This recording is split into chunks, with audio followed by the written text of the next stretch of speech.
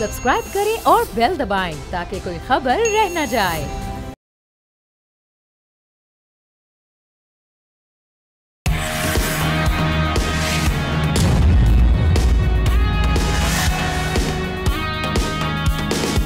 अस्सलाम वालेकुम नाजरीन, आप देख रहे हैं न्यूज़ पंच। मैं हूं आमना खटाना। आगाज में हम बात करेंगे, हुकूमत ने बिजली के बिल से 35 रुपए पीटीवी फीस खत्म करके आवाम को फौरी रिलीफ दे दिया। इस बात का ऐलान वज़ीर आज़म शहबाज शरीफ ने अपना मीटर अपनी रीडिंग ऐप लॉन्चिंग तकरीब में किया। इस ऐप के जरिए सारिफ मुकर्ररा तारीख को अपने मीटर की रीडिंग खुद अपलोड कर सकेगा, जिसकी बुनियाद पर बिल तैयार होगा। इस मौके पर वज़ीर आज़म ने कहा कि हुकूमत सोलराइजेशन की हौसला शिकनी नहीं करेगी। हमने बिजली चोरी को सबसे बड़ा चैलेंज करार दे दिया, जिससे मुल्क को सालाना 500 बिलियन रुपए का नुकसान हो रहा है। एक रिपोर्ट के मुताबिक बिजली के बिलों में सिर्फ 55 से 60% बिजली की कीमत, जबकि बाकी 40 से 45% टैक्सेस होते हैं। एक तरफ 35 रुपए की कमी है, दूसरी तरफ हुकूमत ने प्रोटेक्टेड सार्फिन के लिए गैस के फिक्स चार्जेस 400 से बढ़ाकर 600 रुपए कर दिए। हुकूमत के इन इकदामात का मईशत और ख़ास तौर पे आवाम को किस हद तक रिलीफ मिलेगा, हम डिस्कशन का आगाज़ करते हैं। तशामुल हक साहब सीनियर तज्ज़ियाकार हमारे साथ, उनके साथ डॉक्टर खालिद वरीद साहब एनर्जी एक्सपर्ट हमें ज्वाइन कर चुके हैं। आप दोनों को वेलकम कहेंगे प्रोग्राम में। खालिद साहब, मैं आपकी जानिब आती हूँ। पीटीवी की 35 रुपये फ़ीस का ख़त्म करना, अब ये जो रिपोर्ट है उसके मुताबिक तकरीबन 1.5 अरब बनता है माहाना, और जो हुकूमत की जेब में जा रहा था, और सालाना तकरीबन 16 अरब रुपये ये हम देख रहे थे कि इस पीटीवी की फ़ीस से बन रही थी। अब इसका ख़त्म होना एक आम सारिफ के लिए कितना इंपॉर्टेंट है, और साथ साथ जो मीटर रीडिंग वाली जो इन्होंने एक ऐप लॉन्च की है, किस हद तक अफाका होगा, क्योंकि वज़ीर आज़म ये कह रहे हैं कि ओवर बिलिंग बहुत बड़ा मसला है। एक दिन मीटर रीडर जो है वो ना आए तो एक आम जो सारिफ है उसके लिए 2,000 से 8,000 तक जो उसका बिल है वो पहुँच जाता है। किस तरह से देख रहे हैं आप? जी बहुत शुक्रिया। आप ठीक कह रही हैं। बेशक आम सारिफ को इसका शायद उतना इम्पैक्ट नहीं होगा जितना इसका एग्रीगेट लेवल पे इम्पैक्ट आएगा, वो अरबों रुपए में आता है। लेकिन आम सारिफ के लिए एक चीज़ जो देखनी होगी, इसका सिंबॉलिक इम्पैक्ट बड़ा ज़्यादा होगा, क्योंकि लोगों में आम तासुर ये पाया जाता है कि हुकूमत इलेक्ट्रिसिटी बिल्स को एक रेवेन्यू कलेक्शन टूल के तौर पे यूज़ करती है, और टैक्सेस के टारगेट्स पूरे करने के लिए अपनी स्टेट ओन्ड इंटरप्राइजेज जैसे कि पीटीवी है, उसका जो सरचार्जेस हैं वो लगा के उनको चलाने के लिए यूज़ करती है। तो इससे एक अच्छी उम्मीद जो है वो लोगों में आएगी कि आहिस्ता आहिस्ता ये टैक्सेस शायद कम होते जाएंगे, सरचार्जेस कम होते जाएंगे। जो बड़ी खबर है वो शायद ये आपका जो मीटर ऐप है, मीटर रीडिंग ऐप वाली, ये डिजिटलाइजेशन की तरफ एक राइट डायरेक्शन में एक बड़ा पॉजिटिव कदम है। इस तरह के अगर इकदामात लिए जाएँ तो आप नॉन रिकवरी रेशो को बढ़ा सकते हैं, आप जो है बिल रिकवरी रेशो को बढ़ा सकते हैं, आप डिजिटाइजेशन की तरफ जा सकते हैं। और दूसरा, जो लोगों का एतमाद है सिस्टम पे, डिस्ट्रीब्यूशन नेटवर्क्स पे, खासकर ओवर बिलिंग की मद में, क्योंकि हमने पिछले साल भी देखा, उससे पिछले साल भी देखा, जो आपके पीक समर आवर्स हैं, मंथ्स हैं, उसमें ये होता रहा कि 2-3 दिन की आगे की रीडिंग्स लेके तो आप अगली स्लैब में ला के लोगों को तो वो भी जो है वो लोगों के बिलों में कोई हज़ारों रुपए का इजाफा कर दिया जाता रहा। उस पर इंक्वायरी कमेटीज भी हुई। तो ये जो ऐप है ये एक बड़ा डिजिटलाइजेशन में एक बड़ा अहम रोल अदा करेगी। हुकूमत को इससे भी आगे जाना है, और हुकूमत को शायद अब प्रीपेड मीटर्स की तरफ जाना होगा, स्मार्ट मीटर्स की तरफ जाना होगा, ताकि लोग उसको एक तो मॉनिटर कर सकें अपनी इलेक्ट्रिसिटी कंजम्पशन को, और दूसरा बिल अगर वो पहले पे कर दें तो उससे इंसेंटिव ये क्रिएट होता है कि आप जो है वो अपने आप को चेक में रख सकते हैं। और शायद फिर हुकूमत को टैरिफ रैशनलाइजेशन की तरफ भी जाना है। ये जो आपके प्रोटेक्टेड कंज्यूमर्स हैं, आपने अपने इब्तदाइये में बताया कि गैस सार्फिन के लिए प्राइसेस जो है वो कम की गई हैं, ज़्यादा की गई हैं, तो शायद इलेक्ट्रिसिटी सार्फिन के लिए भी, क्योंकि प्रोटेक्टेड का जो स्टेटस है उसको मिस यूज़ किया जा रहा है पाकिस्तान में। लोग 2-2, 3-3 मीटर्स लगवा के अपने आप को प्रोटेक्टेड कंज्यूमर कर लेते हैं। तो ये भी शायद जिस तरह से डिजिटाइजेशन बढ़ती जाएगी, आप डिफरेंट डाटा सोर्सेज को यूज करके लिंक करके करते जाएंगे, तो आप इस चीज से भी सब्सिडी रैशनलाइजेशन भी हो सकेगी। लेकिन मेरी नज़र में दोनों ऐसा इक़दाम है, एक तो आम सार्फिन के लिए सिंबॉलिक होगा, लेकिन दूसरे का इम्पैक्ट बड़ा ज़्यादा होगा। लेकिन हुकूमत को दर्जा बदर्जा टैक्सेस की रेशो को कम करते जाना चाहिए, ताकि यूटिलिटी की जो कीमत है वो वसूल की जा सके। इससे आपका जो सेक्टर है उसमें स्ट्रक्चरल रिफॉर्म जो है वो आते जाएंगे। राइट। एहतशाम साहब, आपकी जानिब आती हूँ। इसमें एक तो इस पे पीटीवी फीस और ये अपना मीटर अपनी रीडिंग ऐप, इससे मुतालिक तो आप कमेंट करेंगे, लेकिन ऐड ऑन कीजिएगा सर्कुलर डेट ये कितना बड़ा मसला है, इस हवाले से भी वज़ीर आज़म कह रहे हैं जी हम बैंकों से मुज़ाकरात कर रहे हैं, अभी हमारे पास 2.4 ट्रिलियन रुपये का सर्कुलर डेट है और जो हमने कमिटमेंट किया IMF के साथ by the end of this year यानी 2025 के आखिर तक हमने इसको ख़त्म करना है। ये कितना बड़ा टारगेट हमने सेट कर लिया, ये अचीवेबल होगा और क्या करने की ज़रूरत है इसके लिए? जी आमना, ये बाज़ार तो बड़ा मुश्किल लगता है सर्कुलर डेट का इतनी आसानी के साथ ख़त्म होना। बिजली और गैस में ला लें तो 5 ट्रिलियन रुपीज़ का बनता है। 450 अरब रुपये की आप कैपेसिटी पेमेंट आज भी IPPs को पे कर रहे हैं। वो लोग सवाल पूछ रहे हैं कि जी 8 IPPs के साथ जो माहदे हुए थे, उन्होंने बिजली कम करने का जो वादा किया था वो किधर गया। देखिए इस वक्त जो सूरत हाल है ना आमना, एज़ वी स्पीक, आज देखिए मैं ख़बरें देख रहा था तो आवाम के लिए कितनी मुश्किल है। कल आपने देखा कि फ़िक्स रेट जो है अपना गैस टैरिफ का उसको 50% बढ़ा दिया हुकूमत ने। अभी मैं ख़बरें देख रहा था 1 रुपये बिजली का पर यूनिट बढ़ाने की बात हो रही है, 11 रुपये पेट्रोल आज प्राइसेस बढ़ाने की बात हो रही है, 50 रुपये का पर यूनिट बिजली है और 45 रुपये उसको पे टैक्स लिया जा रहा है। देखिए ये वो जुल्म है कि लोग देखते हैं इसको, कहते हैं कि जी अवाम जाएँ तो जाएँ कहाँ पे। अब सूरत हाल इस वक्त यह शुरू कर लेते हैं PTV से। मुझे याद है 1990 में पहली जब गवर्नमेंट नवाज साहब की आई थी तो ये PTV के MD चेयरमैन थे अरशद खान साहब। उन्होंने तजवीज़ दी थी कि जी PTV के खसारे को पूरा करने के लिए हर जिसके घर में TV है या नहीं भी है, जिसके घर में 45 रुपये 35 रुपये लिए जाए। इवन मस्जिदों में लोग सवाल कर रहे थे कि जी मस्जिदों का जो बिल आते थे बिजली के, उसमें भी ये 35 रुपये जो है ना ये PTV का जो एक जिसको कहते हैं जगह टैक्स लगा होता था। अब सवाल ये है कि जी सिंबॉलिकली तो ठीक है कि जिनको हटा दिया गया कितना फ़र्क पड़ेगा, लेकिन असल बात ये आमना कि PTV को देखते हुए कि सफ़ेद हाथी आपने पाला हुआ है, जिस तरह बाकी स्टेट कॉरपोरेशन है इतना उसको नेटवर्क को फैला दिया है। PTV वर्ल्ड हो उसमें देख लें हालत सूरत हाल वहाँ पे ये है कि जो इंग्लिश का प्रोग्राम वहाँ पे होते हैं 20 से 25 लोग जो है ना वहाँ पे न्यूज़ कास्टर बैठे हुए हैं। वो मुझे एक न्यूज़ कास्टर उन्हीं के बता रहे थे, कहने कि जी हमारी हफ्ते में 10 दिन में शायद एक बार बारी आती है और हमारी तनख्वाहें फिक्स हैं और लाखों में है तनख्वाहें। अब मुझे बताएं इससे बड़ा जुल्म क्या हो सकता है कि आप लोगों से पैसा छीन के किसी तरीके से जेबों से उनके लें, उसके बाद आप ऐसे अदारे में दें जिसका बाज़ार कोई फ़ायदा नहीं है। भाई आज भी इतना कुछ करने के बाद PTV अपने पाँव पे नहीं खड़ा और सुना है कि 3-3 4-4 महीने की तनख्वाहें ओवरड्यू हो चुकी हैं उनकी। अब अगला सवाल ये कि जी सारे मसले को हल करने की क्या ज़रूरत है। देखिए हम ना एक तो जिसका जिक्र आपने इंपॉर्टेंट जिक्र किया, ये जो हम देख रहे हैं सर्कुलर डेट, ये एक परपेचुअल एगनी है, ये ठीक होने का नाम ही नहीं ले रही। कैपेसिटी पेमेंट पे हम दिए जा रहे हैं पैसे, और फिर ये है कि जिस तरीके से हम देख रहे हैं आए दिन डिस्कोज है जिनको उनके जो नुकसानात हैं पूरा करने के लिए लॉसेस और साथ साथ उनके करप्ट प्रैक्टिस में जो पैसा जाता है वो आपसे मुझसे वसूल किया जाता है। अपने अदारे को फाल नहीं बनाते, जिनकोज और डिस्कोज को क्यों प्राइवेटाइज नहीं कर रहे। इवन एक ज़माने में असुई सदरन असुई नादरन जो गैस की बड़ी कंपनियाँ ये प्रॉफिट वाली होती थी, ये भी क्योंकि गैस चोरी इतनी ज़्यादा होती है ये अपनी गैस चोरी को ख़त्म नहीं कर सकते, ओवरहेड अपने ख़त्म नहीं कर सकते। नतीजतन हर चौथे पाँचवें दिन हुकूमत के पास समरी लेके चले जाते हैं जी हमें रेट बढ़ाने की इजाज़त दी जाए। तो मेरा ख्याल अगर कोई दानादारी वाली बात ना हो, को हुकूमत यहाँ पे ऐसी बैठी हो, तो मेरा ख्याल है इन सारे लोगों को जेल में भेज दे जो ऊपर बैठे हुए हैं और जो आवाम को इस तरह फलीस करते हैं बगैर किसी प्रॉपर प्रेपरेशन के। आप इस तरह लोगों से पैसा वसूल करते हैं, कोई उसमें मैथड टू द मैडनेस नहीं होता। अब सवाल ये कि जी आप ये बिजली का और गैस का बुरहान जो ना ख़त्म होने वाला है, इसका हल है? हल बिल्कुल है, डेफिनेटली है, लेकिन सवाल ये है कि जी जिनको तो डिस्को ब्यूरोक्रेट बैठे हुए हैं वो उसको रोज़ हर दफ़ा आता है, हर हुकूमत आके कहती है जी प्राइवेटाइज़ करेंगे, उनको प्राइवेटाइज़ नहीं किया जाता क्योंकि उनके लोगों के खांचे लगे हैं। भाई देव इस्लामाबाद की खबर है CDA को कहा जा रहा है बंद कर दिया जाए। करोड़ों रुपया का अरबों रुपए का रोज़ फ्रॉड होता है।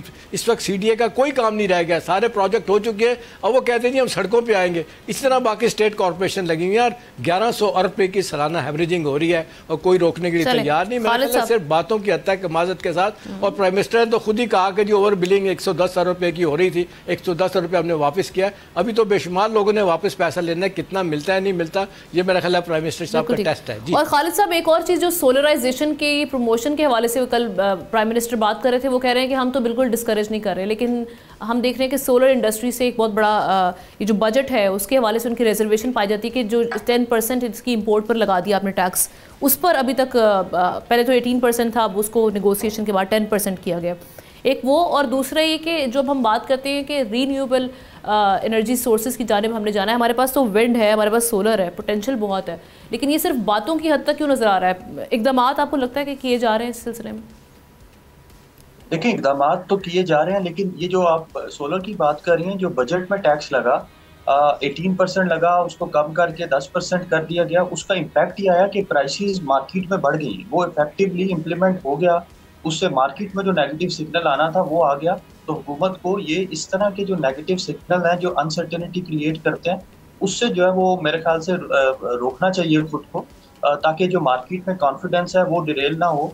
पाकिस्तान एक बड़ी सक्सेस स्टोरी है सोलर के, अगर आप इसको इंटरनेशनल मीडिया को देखें तो उसने बड़ा पॉजिटिवली पोर्ट्रे किया कि ये community driven, community lead, community finance आपका जो है रेवोल्यूशन आया पाकिस्तान में। एक एग्जांपल देता हूँ कि पाकिस्तान ने सीपैक के अंडर कोई अराउंड कोई 6 से 7 बिलियन डॉलर्स का कर्जा लेके, डेट फाइनेंसिंग और बड़े बड़े सख्त शराइत पे वो लेके आपने कोई 6,000 मेगावाट्स के कोल पावर प्लांट्स लगाए इम्पोर्टेड कोल पे।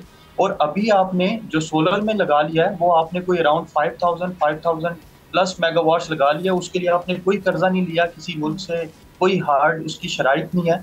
तो इस चीज़ को थोड़ा सा हुकूमत को कंटेम्पलेट करना होगा कि किस तरीके से आप जो है वो अपने इलेक्ट्रिसिटी सेक्टर में रिन्यूएबल एनर्जी को लेके आ सकते हैं। देखें हल बिल्कुल एक बड़ा आपने अच्छा पॉइंट उठाया इम्पोर्टेड कोल वाला। एक खालिद साहब चाइना की कंपनी है जिसने इम्पोर्टेड कोल पे प्लांट लगाया है। अभी कहा जाता है कि पाकिस्तान में ट्रिलियन ऑफ रुपीज़ के डॉलर के अपना कोयले के ज़खायर है, उस तरफ नहीं आया जा रहा। आप नहीं समझते कि ये थर्मल लॉबी है जो इस वक्त किसी सूरत में भी ना क्या कहते हैं हाइड्रो की तरफ आने दे रही है, ना ही इस तरफ जाने की कोशिश हो रही है कि अपना जो कोयला है इंडिजिनस कोयला उसको इस्तेमाल करें। अरबों डॉलर जो हम इंपोर्ट करते हैं बाहर से, अपना तेल खरीद के सारे कारखाने चलाए जाते हैं, बिजली के इनको रोका जाए।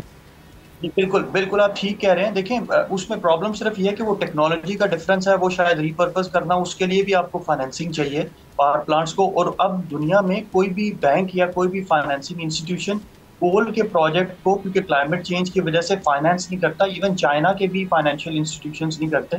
तो अब हुकूमत को थोड़े से नए मेजर्स लेने होंगे। फॉर एग्जांपल, क्योंकि ये वाले power plant, imported coal based power plant, इनका यूटिलाइजेशन रेट कम होता जा रहा है, तो इनको अर्ली रिटायर किया जा सकता है। और अर्ली रिटायर का मतलब है कि आप क्लाइमेट के जो इंस्ट्रूमेंट्स हैं, क्लाइमेट फाइनेंस, जैसे कि आपका कोल टू क्लीन क्रेडिट इनिशिएटिव है जिसमें आप कार्बन क्रेडिट्स के थ्रू क्रेडिट जनरेट करते हैं कोल पावर प्लांट को अर्ली रिटायर करके, उनको यूटिलाइज करके आप बिलियंस ऑफ डॉलर भी अर्न कर सकते हैं। उससे कैपेसिटी चार्जेस भी आएंगे। आप पहले बात कर रहे थे कि कैपेसिटी चार्जेस कम क्यों नहीं हो रहे, हालांकि हुकूमत ने रीनिगोशिएट किया। तो बड़े छोटे पावर प्लांट्स या वो वाले पावर प्लांट्स जिन्होंने खुद से ही रिटायर हो जाना था अगले 2-3-4 सालों में, उनके साथ रीनिगोशिएशन की है। तो ये जो बड़े पावर प्लांट्स हैं, खासकर चाइनीज सीपैक के अंडर जो बिल्ड हुए हैं, इनके साथ अभी तक रीनिगोशिएट नहीं किया गया। तो अगर इनको रीपर्पस कर लिया जाता है किसी एक वे में रिन्यूएबल एनर्जी के साथ, तो वो पाकिस्तान के इंडस्ट्रियल सेक्टर के लिए भी ठीक होगा, क्योंकि आगे। लेकिन इन रीनिगोशिएशन के बाद ये क्लेम कर रहे थे ना कि हमने 1.4 ट्रिलियन रुपीस सेव किए हैं, लेकिन उसका इम्पैक्ट वो नजर नहीं आया आवाम को। देखिए वो ओवर द लाइफ की है, मींस के आप 10 से 15 सालों में आपने ये वाली पेमेंट्स करनी थी। तो अगर आप उसको ईयरली कर लें और फिर कंज्यूमर्स पे डिवाइड कर लें, तो वो कोई ₹1 ही इम्पैक्ट आता है पर कंज्यूमर पर मंथ के बिल में। तो वो इतना सिग्निफिकेंट फिगर नहीं है, लेकिन ये ओवर द। और हमने एक और बड़ा सीरियस मसला है खालिद साहब के, देखें प्राइम मिनिस्टर साहब कहते हैं कि बिजली ढेरों ढेर पैदा हो रही है, उसकी खपत कम हो रही है। अभी देखें ये डिलेमा हमारे लिए क्या बन गया है कि बिजली या तो होती नहीं थी, हमने जनाब नवाज शरीफ साहब के सेकंड दौर में धड़ाधड़ आपने देखा बिजली के प्लांट लगे थे।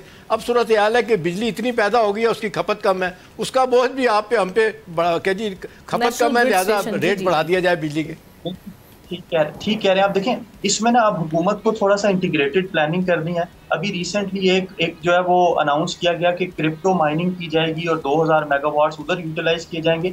एक और सोल्यूशन है कि अगर पाकिस्तान आगे जो बैटरी का रेवोल्यूशन आ रहा है, सोलर के रेवोल्यूशन को हम उस तरह से फोरकास्ट नहीं कर सके, लेकिन अगला जो रेवोल्यूशन आएगा एकदम से जो आएगा वो बैटरी प्राइस नीचे आने से आएगा और नई टेक्नोलॉजीज में आएगा। पाकिस्तान अपने जो सॉल्ट रिजर्व्स हैं खेवड़ा के, उनको यूज करते हुए सोडियम आयन बैटरी की तरफ जा सकता है। तो अपनी ये जो आपकी ओवर कैपेसिटी है पावर की, इसको उस सिमत में जो है वो यूटिलाइज किया जा सकता है। उसको जो है वो पिघला के आप जो है वो सोडियम अलग कर लेते हैं और फिर सोडियम के थ्रू जो है वो कर सकते हैं। काफी सारे काम किए जा सकते हैं, लेकिन इस तरह के मेजर लेना कि क्रिप्टो माइनिंग होगी, उससे शायद बेहतर ये होता कि पाकिस्तान की जिसमें स्ट्रेंथ है उसको यूटिलाइज किया जाए। बात आपकी बिल्कुल ठीक है कि पाकिस्तान के पावर प्लांट्स अंडर यूटिलाइज्ड हैं। अगर आपने अपने पावर सेक्टर को एफिशिएंटली चलाना है तो उसको प्रोडक्टिव डिमांड जनरेट करना होगी, लेकिन ये कभी नहीं हो सकेगा कि आप सोलर को डिस्करेज करें, क्योंकि उसकी प्राइसेस कम होती जा रही हैं। डिस्करेजमेंट के बाद भी लोग सोलर पे ही जाएंगे क्योंकि इलेक्ट्रिसिटी की प्राइसेस बड़ी ज़्यादा हैं। आप अभी भी बहुत सारे टैक्सेस ले रहे हैं, कैपेसिटी चार्जेस बहुत ज़्यादा हैं। ठीक, thank you so much doctor Khalid Waleed साहब, इस हवाले से आप बात कर रहे थे। आती रहेंगे, एक ब्रेक लेते हैं, ब्रेक के बाद वापस आएंगे। पाकिस्तान में सिक्योरिटी सूरत हाल को लेकर पाकिस्तान की जो हम देख रहे हैं कि कंसर्न्स पाए जाते हैं अफगानिस्तान और इंडिया को लेकर, उस पर क्या इकदाम किए जा रहे हैं, इस पर बात करें।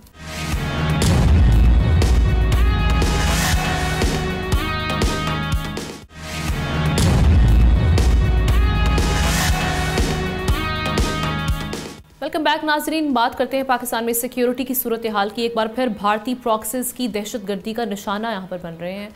हालिया चंद रोज़ के दौरान दहशतगर्दी के 2 बड़े वाक़यात में पाक आर्मी के जवानों को निशाना बनाया गया। इसके अलावा शिमाली वज़ीरिस्तान, बनू और जेहलम जैसे इलाकों में हमले फितनतुल खवारिज और फितनतुल हिंदुस्तान की ख़तरनाक सरगर्मियों का नतीजा है। DG ISPR ने नाकाबिल तरदीद शवाहिद के साथ दुनिया के सामने भारतीय किरदार को कई बार बेनकाब कर दिया है।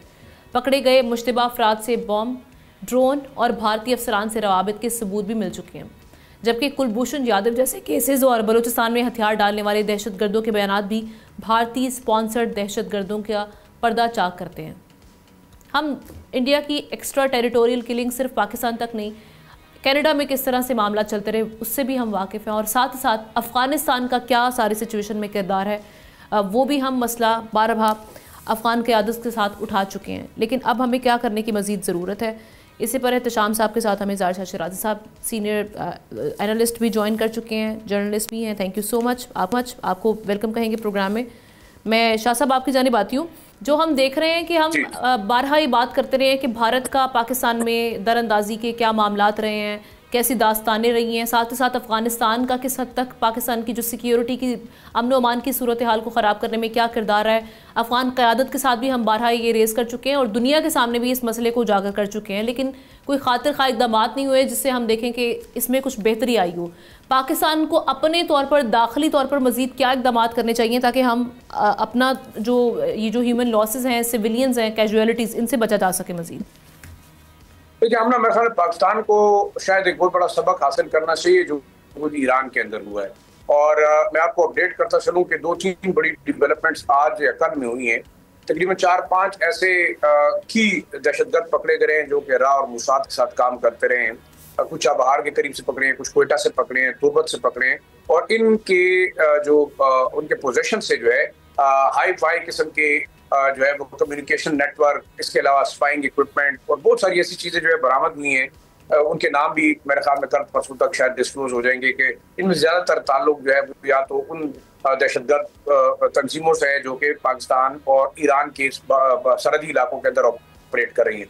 करना अब ये है कि मेरे ख्याल में हमें उस नेटवर्क को तोड़ना होगा, क्योंकि अब तो कोई दूसरी राय नहीं है कि मुसाद और रा का एक बड़ा मजबूत नेटवर्क है जो कि ऑपरेट कर रहा है। कल जो है 2 हमले हुए, 2 खुदकुश हमले हुए पाकिस्तानी सिक्योरिटी फोर्सेस के ऊपर। उसके बाद बाकायदा पाकिस्तान ने जो है गुलाम खान का बॉर्डर सील कर दिया है और हर किस्म की आमदोरफ्त आम लोगों की और तमाम ट्रेड एक्टिविटीज रोक दी गई हैं। अफगान अथॉरिटीज को बाकायदा कन्वे कर दिया गया है कि ये दरअंदाजी वहाँ से हुई है। तो जो पाकिस्तानी सिक्योरिटी फोर्सेस की जानब से जो डायरेक्टिव इशू है उसके मुताबिक इसमें डायरेक्टली वो लोग इन्वॉल्व है जो कि फितनतुल खवारिज या दहशतगर्दों का लिंक जो गठजोड़ है अफगानिस्तान के साथ और साथ जो है वो इंडियन रा के साथ। आज पेशावर के गिरदोनवा में एक बड़ा वाकया पेश है और एक और सुसाइड बॉम्बर को जो है वो न्यूट्रलाइज किया गया है, मारा गया है, और उसके हैंडलर को दोनों जो है वो अफगान शहरी थे जिनका ताल्लुक खोस्त से था और 2024 से जो है वो मतलूब थे। तो आप अंदाजा लगा लें कि इंट्रूजन जो है वो कहाँ से हो रही है। आखिरी जो बड़ी चीज है वो ये है, अभी आप मिनिस्ट्री ऑफ सेफ्रॉन ने कल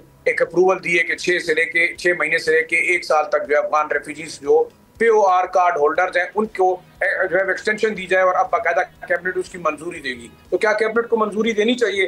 अब आप तो POR कार्ड होल्डर 1.4 मिलियन है, बाकी 30 लाख ऐसे हैं जो गैर कानूनी हैं। SCC कार्ड होल्डर हैं जिनको आपने गैर कानूनी करार दे दिया है। बारहा अगर आप देखा जाए तो पाकिस्तान के मुख्तलिफ हिस्सों से तो आप उनको ले जा रहे हैं, लेकिन वो आके खैबर पख्तूनख्वा के मुख्तलिफ इलाकों में रह रहे, तो यहाँ ला इन्फोर्समेंट एजेंसीज यहाँ पे क्या कर रही हैं? देखिए, मेरे ख्याल में ये बड़ा खतरनाक किस्म का नेक्सस बनता जा रहा है। आप ईरान के अंदर जो कुछ हुआ, जिस तरीके से टॉप लीडरशिप टारगेट हुई, वो इन्हीं लोगों की वजह से हुई जो कि अफगानी थे, जो कि मुसाद के एजेंट्स थे, जो कि इसराइली एजेंट्स थे। तो हमने सबसे पहले अपने आप को अगर महफूज करना है तो इस नेटवर्क को तोड़ना होगा। ये नेटवर्क यहाँ भी मौजूद है, ISK का नेटवर्क मौजूद है, रा और मुसाद का है। ईरान में 5000 के करीब रा और मुसाद के एजेंट मौजूद हैं। तो आपके ख्याल से पाकिस्तान, जिसमें हर इंच के ऊपर मुख्तलिफ किस्म के डिस्प्यूट्स हैं, कई लिसानी हैं, कई मसलकी हैं, कई जो है वो मजहबी हैं, तो आपके ख्याल से यहाँ रा और उसके जो मुसाद के नेटवर्क है वो यहाँ मजबूत नहीं हुए? तो अब सबसे इम्पोर्टेंट हमें इंटेलिजेंस शेयरिंग और इंटरनली पाकिस्तान को सिक्योर करना होगा।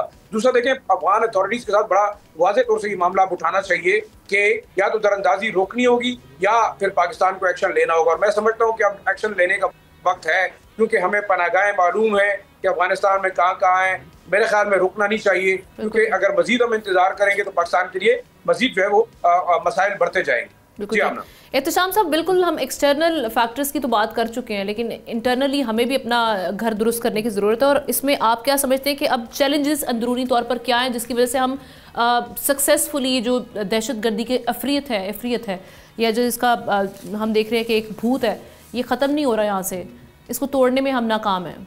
देखिए हम ना, अब तो हालिया दिनों में तो ख़ास तौर पे जिस तरह साबित हो और कई बरसों से साबित हो चुका है कि बुनियादी तौर पे तो दहशतगर्दी ये अफ़गानिस्तान और ईरान के ज़रिए होती है। 2600 किलोमीटर जो है हमारा बॉर्डर है अफ़गानिस्तान के साथ, 1500 किलोमीटर का है इनके साथ, ईरान के साथ। ईरान के साथ तो ये हालिया जो लड़ाई हुई है इजराइल और ईरान की, हमारे लिए ब्लेसिंग इन डिस्गाइज साबित हुई है, क्योंकि बहुत से हवालों से अपना ईरानी हुकूमत को भी समझ आ गई है कि उनका दोस्त कौन है, दुश्मन कौन है। अगले दिन ही आपने देखा कि हिंदुस्तान के एक सीनियर ऑफिशियल ने एडमिट किया इस बात को कि हमारी एयर स्पेस जो है ना वो ईरान के ख़िलाफ़ इस्तेमाल हुई है, हमने इजराइल को इजाज़त दी थी कि यहाँ से उड़ के जहाज़ जा सकते हैं। अब उनको समझ आ रही है कि मोसाद और ये अपना रॉ का नेक्सस जो है ना, इसने किस तरीके से ईरान को भी नुकसान पहुँचाया, हमारे साथ तो कर ही नहीं। फितनाल खवारिज देख लें और देख लें दो तरह से। अब जहाँ से एक तरफ आप देख लें KP से दहशतगर्दी मुसलसल हो रही है, बाहर से पैसा रॉ दे रहा है, और फिर आपने देखा बाकायदा सबूत दे दिए गए। और फिर अपना बलूचिस्तान की देख लें आप, हालिया दिनों में, हालिया अरसों में आपने देखा ये जो जाफर एक्सप्रेस पे हमला हुआ, किस तरह लोगों ने बलूचिस्तान में बैठ के कहा जाता है कि ईरान की सरजमीन भी इस्तेमाल हुई, लोग कैसे आए गए। तो मेरा ख्याल है ईरान को भी अब समझ आ गई है कि ये अब पाकिस्तान के ख़िलाफ़ बहुत हो गया, इसको रोका जाए। एक तो ये अच्छी बात है कि वहाँ से रुक जाएगी। दूसरा अब ना मेरी खबर ये है कि चाइना, रशिया, अमेरिका और सेंट्रल एशिया, पाकिस्तान, ये दोबारा से मिल के बैठने वाले हैं, क्योंकि इन सबको लग रहा है कि दहशतगर्दी इनके लिए ख़तरा है। और प्रेसिडेंट ट्रंप जब से आए हैं उन्होंने तो बड़ा वाज़ेह तौर पे कह दिया, आपको याद होगा कि 2021 में जब काबुल पे हमला हुआ था, काबुल एयरपोर्ट पे, और आपने देखा 13 अमरीकी मारे गए थे, तो उस वक्त से उन्होंने अपनी पब्लिक कैंपेन में कहना शुरू कर दिया था कि मैं मास्टरमाइंड गिरफ्तार करूंगा, बाकी लोग पकड़े जाएंगे। और मास्टरमाइंड हमने गिरफ्तार करके मोहम्मद शरीफुल्लाह को दिया, अमेरिका को। उसके बाद से अमेरिका समझता है कि ये काउंटर टेररिज्म में, दहशतगर्दी में पाकिस्तान के साथ हमने बहुत ज़्यादा ताउन करना है। और चाइना भी इस तरह सोचता है। चाइना में आप देख लें, उनके सिंकियांग सूबे में ख़ास तौर पर उज़्बेकिस्तान की इस्लामी पार्टी वो आए दिन हमले करवाती है, उनके लिए परेशानी है। रशिया के साथ आप देख लें 2-3 सालों में बड़े हमले हुए दहशतगर्दी के, सेंट्रल एशियन स्टेट में, पाकिस्तान तो भुगत रहा है। तो इस लिहाज से देखा जाए तो ये बहुत बड़ा, जिसको कहते हैं डेवलपमेंट है, कि 4 बड़े मुल्क मिल के बैठेंगे और सोचेंगे कि दहशतगर्दी का खात्मा कैसे करना है, तो उससे बड़ा फ़र्क पड़ेगा। अब ये तो नहीं कह सकते एकदम चीज़ें ख़त्म हो जाएंगी, क्योंकि ये फितनाल खवारिज और फिर जिस तरीके से आपने देखा हिंदुस्तान जिस तरह पैसा दे रहा है, पाकिस्तानी लोगों को दे रहा है, माते साहब पाकिस्तानी लोग बिकते भी हैं और वो उनके अज़ाब पूरे करते हैं। वहाँ अमेरिका, हिंदुस्तान से लोग नहीं आते, यही पैसा दिया जाए तो दहशतगर्दी की कार्रवाई फॉलो करते रहे इंडियन मीडिया को। लेकिन वहाँ पर पोलराइजेशन की एक बड़ी बात होती रही है कि एक डिवाइड पाया जाता है पाकिस्तान में, जिसकी वजह से इन चीज़ों का फ़ायदा उठाया गया अफगानिस्तान की तरफ से कि दहशतगर्दी को रुकवाया जाए। वादे तो बड़े किए गए, लेकिन अब देखना ये कि आने वाले दिनों में अब हुकूमत पाकिस्तान का क्या रवैया होता है, और चाइना, रशिया, अमेरिका अब किस तरह नया दबाव लेके आते हैं अफगानिस्तान के ऊपर। वैसे तो लगता है कि बहुत से हवालों से वो कन्विंस हैं और कह रहे हैं पाकिस्तान को कि जी हमारी मुश्किलात हैं, एकदम से ये जो लोग हैं ख़ास तौर पर ISIS खुरासान, ये हमारे ख़िलाफ़ हो जाएंगे, हमारे मुल्क में ये दहशतगर्दी करवाएंगे अगर हमने हाथ डाला। हम उन्हें कह रहे हैं भाई TTP के ऊपर हाथ डालें ना, वो 3000 हार्डन क्रिमिनल जो बैठे हुए हैं, हमले करते हैं चले जाते हैं, हम उनको पनाह दे के रखे हुए हैं। ख़ास तौर पे 3 सूबों में, नूरस्तान में, उन्नड़ में और कंधार में बैठे हुए, इनको रोका जाए। तो अब देखते हैं कि किस तरह रुकते हैं, और ये जो इंटरनेशनल प्रेशर आएगा अफगानिस्तान पे, उससे हमें कितनी मदद मिलेगी दहशतगर्दी को रुकवाने में। जी आमना ज़ाहिर शाह शराजी साहब का मैं शुक्रिया अदा करूँगी, एहतशाम सब साथ ही रहेंगे। आगे बढ़ते हैं नाज़रीन, एक और बड़ी इंटरेस्टिंग स्टोरी आपके साथ शेयर करते हैं। पाकिस्तान ने तरक्की की है, लेकिन पासपोर्ट इंडेक्स में, हेनले पासपोर्ट इंडेक्स में 100वीं पोजीशन पाकिस्तान ने हासिल की है, जो 2021 में 113वें नंबर पर था। अब पाकिस्तानी शहरी 32 ममालिक में वीज़ा फ्री या वीज़ा ऑन अराइवल सहूलत से फ़ायदा उठा सकते हैं। हर साल पासपोर्ट्स की दर्जाबंदी इस बुनियाद पर होती है कि वो दुनिया के कितने ममालिक तक बग़ैर वीज़ा या ऑन अराइवल वीज़ा की रसाई रखता है। अगर हम अपने हमसाया मुल्क इंडिया की बात करें, इस फहरिस्त में 85वें नंबर पर है और 57 ममालिक तक रसाई रखता है। चाइना की अगर हम बात करें, इंटरेस्टिंगली और सरप्राइजिंगली 58वें नंबर पर है। सिंगापुर और जापान की अगर हम बात करें तो ये पहले और दूसरे नंबर पर आते हैं, जिनकी शहरी बिल तरतीब 195 और 193 ममालिक में बग़ैर वीज़ा या वीज़ा ऑन अराइवल की सहूलत से मुस्तफ़ीद हो सकते हैं। अगर हम US पासपोर्ट की बात करें, ये रैंक करता है 9th नंबर पर। UK की बात करें, बरतानवी पासपोर्ट, ये 6th नंबर पर है। पाकिस्तान की बेहतर पोजीशन की अगर हम बात करें, ये खुशाइन तो है, लेकिन इसे मज़ीद कैसे बेहतर किया जा सकता है और बेहतरी हुई है, इसकी वजह एहतशाम साहब क्या समझते हैं? एहतशाम साहब, आपका तज्जिया। देखिए, दो चीज़ें बड़ी अहम है आमना कि ये ओवरनाइट सब कुछ नहीं हो जाता। आप देखें, हर साल इनका इंडेक्स आता है और उसके बाद बताया जाता है कि जी पाकिस्तान का नंबर किधर है, बाकी दुनिया कहाँ है। या तो अब देख लें, 3 मुल्क जो है हमसे आगे थे, कहा जाता था सोमालिया, लीबिया और इराक थे। उसके बाद हमारा नंबर था 13 पॉइंट्स एकदम ऊपर चले जाना। ये डेफिनेटली ये ऐसे नहीं हो गया। देखें, एक तो कहा जाता है कि जिन मुल्कों में गवर्नेंस के इश्यूज़ कम से कम होते हैं और फिर एक ताकत के तौर पे रियासत सामने आती है तो उसका बड़ा इफेक्ट होता है। लोग अब इस पाकिस्तान को उस तरह नहीं लेते जिस तरह ये इंडिया पाकिस्तान के मार्के से पहले लेते थे। उसके बाद ईरान और इजराइल का मार्का हुआ, फिर अमेरिकन इन्वॉल्वमेंट जिस तरह, उसके बाद से एक जिसको कहना चाहिए एक रिन्यूड एफर्ट हुआ जिसके ज़रिए पाकिस्तान जो है ना दुनिया कौमों की ज़िंदगी में, कॉमर्टी ऑफ नेशन में एक नाम बना। अगरचे अभी भी बहुत सारे मसाइल हैं, आप देख लें UAE, उसके बाद कतर और सऊदी अरब वगैरह अक्सर शिकायत करते हैं कि लोग पाकिस्तानी पासपोर्ट पे जाते हैं, भीख मांगते हैं, पकड़े जाते हैं, उनको वापस भेजा जाता है। ये भी एक इंडिकेटर होता है जो अल्टीमेटली आपके पासपोर्ट को बताता है कि आपका पासपोर्ट कहाँ खड़ा है। तो इस सारे मामले को देखते तो हम ये कह सकते हैं कि अब सूरत हाल तेज़ी के साथ बदल रही है। अभी होप तो यही करनी चाहिए कि ये हुकूमत के अंदर जो लोग बैठे हुए हैं उनको कोई अकल शऊर आना चाहिए। मुझे याद है चौधरी निसारी खान इनकी पहली हुकूमत में थे वज़ीर दाखिला, उन्होंने नादरा में आमना जाके छापा मारा था। पता चला था कि बेशुमार लोग जो है ना वो वहाँ पे पकड़े गए थे, किस तरीके से पैसे लेके अफ़गानियों को, श्रीलंकन को, बांग्लादेशियों को पाकिस्तानी पासपोर्ट दिए जाते थे। अभी भी माजत के साथ ये पैसे वाला सिलसिला अभी भी जारी है, ये पूरी तरह ख़त्म नहीं हुआ। लेकिन अब पाकिस्तान की पासपोर्ट की तो इज़्ज़त तभी बनेगी ना कि इस पासपोर्ट को, इसका हसूल जनरली इस तरह कर दिया जाए कि जो डिज़र्विंग है उसी को मिले, यानी पाकिस्तानियों को मिले। छोटा आदमी बड़ा आदमी है लेकिन पाकिस्तानी हो। फिर उसके बाद से कि देखा जाए कि जी इन लोगों की जो बाहर जाने के मंसूबे होते हैं वो क्या है। हुकूमत को चेक करना चाहिए कि जी जब जाते हैं लोग हज के मौके पे, बेशुमार लोग जाते हैं हज के गार में, जाके पता चलता है जी वहाँ पे सऊदी अरब में वो भीख मांगते हैं, फिर पकड़े जाते हैं। कितनी रुसवाई की बात है। हिंदुस्तान भी इस बारे में बात करता है। तो मेरा ख्याल है ये एक अच्छी डेवलपमेंट है। कितनी मुश्किलात खड़ी करती थी पाकिस्तान के लिए वीज़ा की, यही सिचुएशन की वजह से। हमने देखिए, अच्छा किया आपने UAE का जिक्र किया तो मुझे कुवैत याद आ गया। पिछले 17 वर्षों में टोटल पाकिस्तानी मैन पावर पे बैन लगा होता। ये इंडिया पाकिस्तान के मार्के के फ़ौरन बाद जो है ना उन्होंने पाकिस्तानी मैन पावर जो है ना वो खोल दी लेके। देखिए, एक बड़ा स्ट्रॉन्ग मैसेज तो गया है ना कि जी हम पाकिस्तानी कौम के साथ ज़्यादती कर रहे हैं, मुसलमान भी हैं, सब कुछ हैं।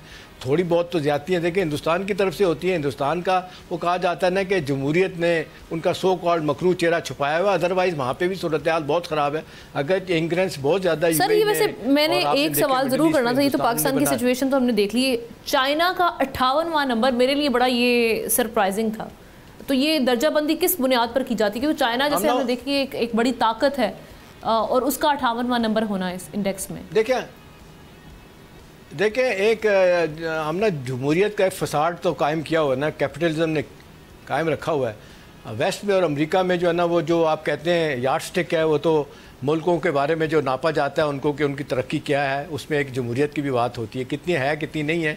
आज अमेरिका में भी आप देखते हैं जमहूरियत का जो रोला पड़ा हुआ है कि प्रेसिडेंट ट्रंप जो है ना वो कहते हैं मैं फेडरल रिजर्व बैंक के गवर्नर को, अपना प्रेसिडेंट को गिरफ्तार कर लूँगा, कैलिफोर्निया के गवर्नर को मैं गिरफ्तार कर लूँगा। वहाँ पर बावजूद अपना अदालतों के फैसलों के प्रेसिडेंट ट्रंप अपनी मन मर्जी कर रहे हैं। तो वहाँ पे भी कुछ जमहूरियत की हालत ठीक नहीं। लेकिन ओवरऑल कॉन्टेक्स्ट में चाइना का नाम और चाइना का माजत के साथ जिस तरह वेस्ट अमेरिका में आता है हम ना, ह्यूमन राइट्स रिकॉर्ड के बारे में बहुत खौफनाक खबरें आती हैं, गलत भी आती हैं, सही भी आती है कि जी वहाँ तो किसी को बोलने की इजाज़त नहीं है, बात करने की इजाज़त नहीं है, फ्री स्पीच की इजाज़त नहीं है, ह्यूमन राइट्स फंडामेंटल राइट्स जो वहाँ पर नहीं है, कई वालों से नहीं भी हैं। वो अथॉरिटेरियन गवर्नमेंट है। देखना तो चाहिए कि अल्टीमेटली उन्होंने अपने लोगों के लिए क्या किया। मतलब सब सब कुछ होने के बावजूद अगर पिछले 20-25 सालों में 80 करोड़ लोगों को गुर्बत की सतह से चाइना बाहर निकाल के ले गया तो उनके सिस्टम की तारीफ तो करनी चाहिए। बाकी मामला और रहे, लेकिन ये सारा कुछ गेज होता है। अपना वेस्ट पे लोग जो बैठे होते हैं वो पासपोर्ट की दर्जाबंदी करते हैं, वो चाइना को उस लिहाज से देते हैं कि जी ह्यूमन राइट्स रिकॉर्ड नहीं, जमहूरियत नहीं, वन पार्टी सिस्टम है, स्ट्रॉन्ग सिस्टम है, किसी को बोलने नहीं देते। वहाँ पे टनम स्कायर की बात बहुत ज़्यादा की जाती है, आज भी की जाती है। 80s में आपने देखा पहाड़ों किया जाता है, जिस तरीके से लोगों को टैंकों के नीचे लेके मार दिया गया। तो आज भी वेस्ट का प्रोपेगेंडा इस बारे में बहुत होता है। बिल्कुल ठीक, thank you so much Ehtesham साहब, बड़ा अहम तज्जिया आपने इस पर पेश किया। एक ब्रेक के बाद वापस आएंगे।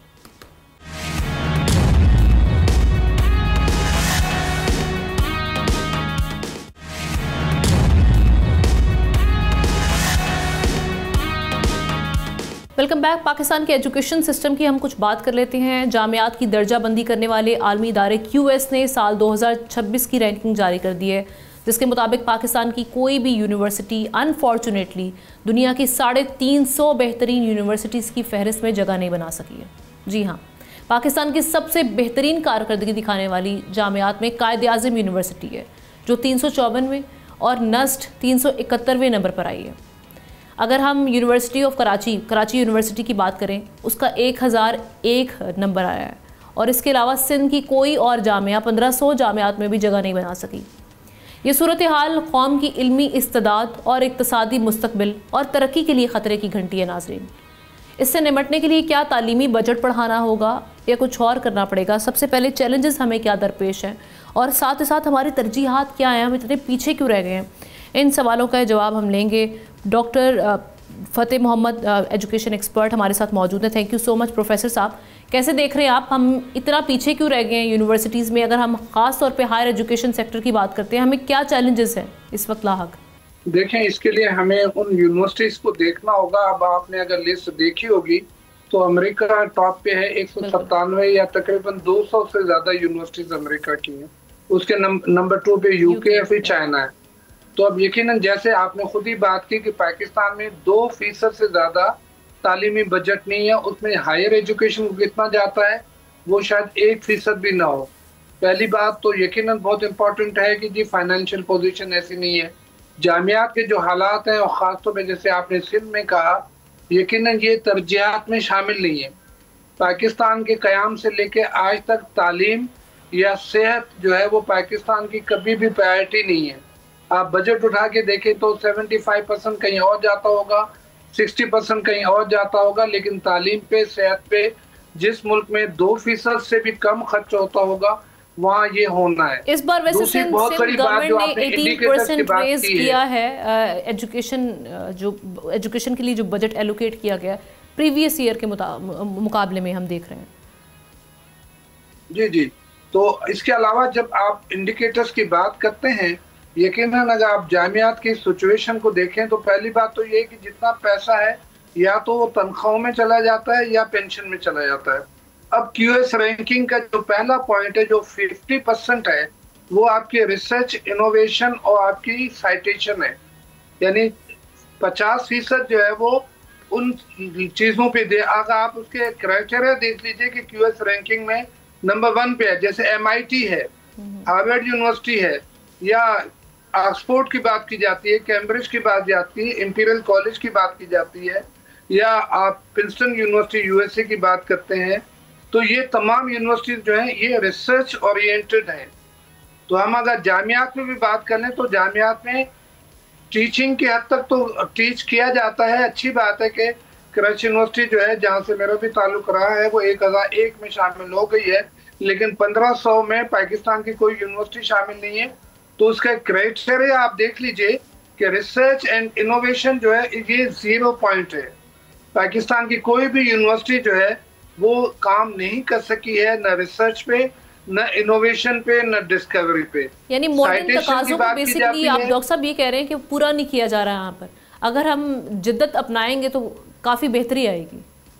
फैकल्टी की पोजीशन है ना, जैसे अब आगे आप जैसे बढ़ेंगी तो आपके पास ये है कि आपके पास फैकल्टी की पोजीशन क्या है, आपके पास एम्प्लॉयमेंट की पोजीशन क्या है, आपका जो परसेप्शन है दुनिया में, एक परसेप्शन होता है कि बच्चे पढ़ने के बाद कहाँ जाते हैं।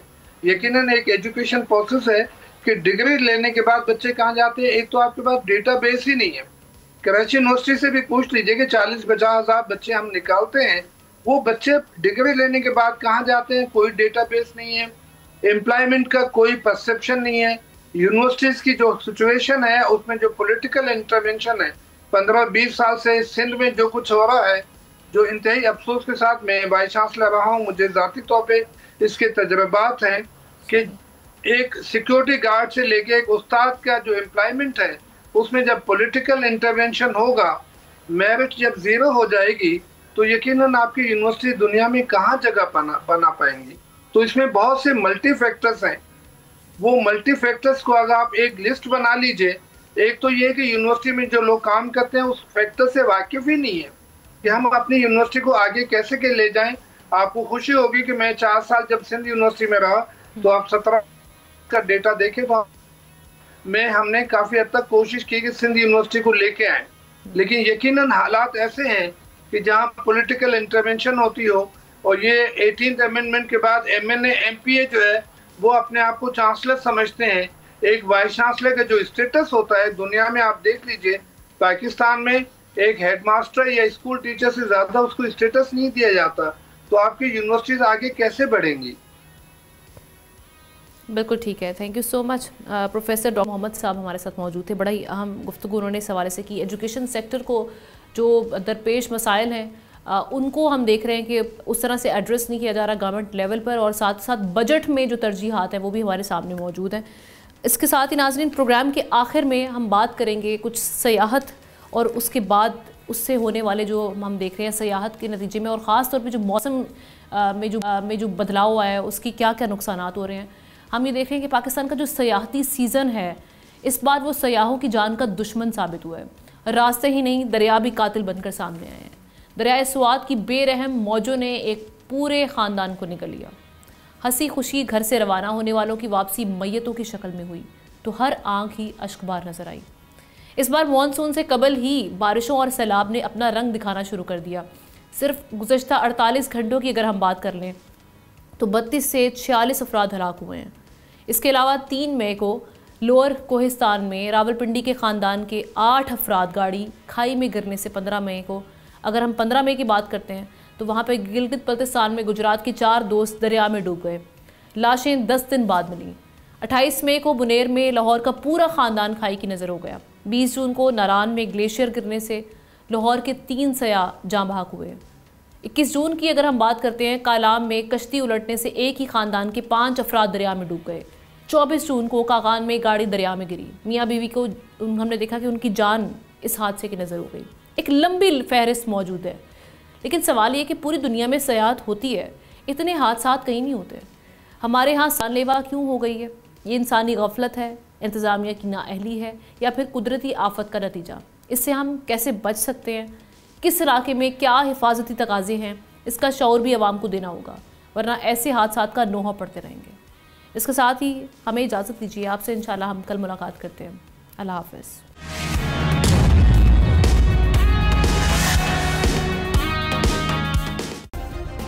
सब्सक्राइब करें और बेल दबाएं ताकि कोई खबर रह न जाए।